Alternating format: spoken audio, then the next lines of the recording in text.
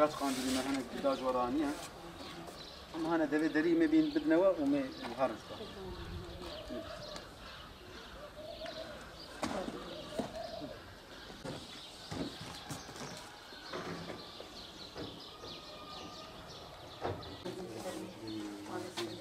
Ay özel ki bazı ya.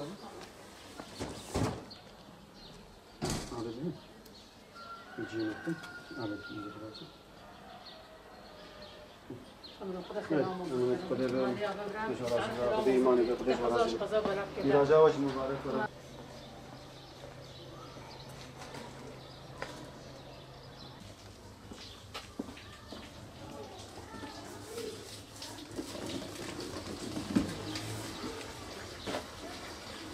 Umut Kervanı olarak Batman'da kurulduğumuz 2005 yılından bu yana mağdur muhtaçlar için gece gündüz demeden hizmet yapmaktayız.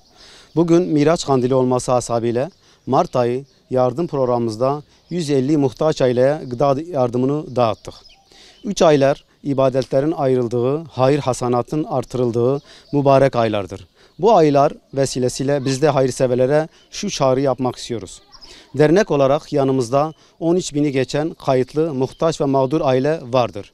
İmkanlarımız bu ailelerin mağduriyetlerini gidermeye yetmemektedir. Gelin beraber 3 aylar hürmetine bir mağdurun, bir muhtacın mağduriyetini giderip sevincine ortak olalım.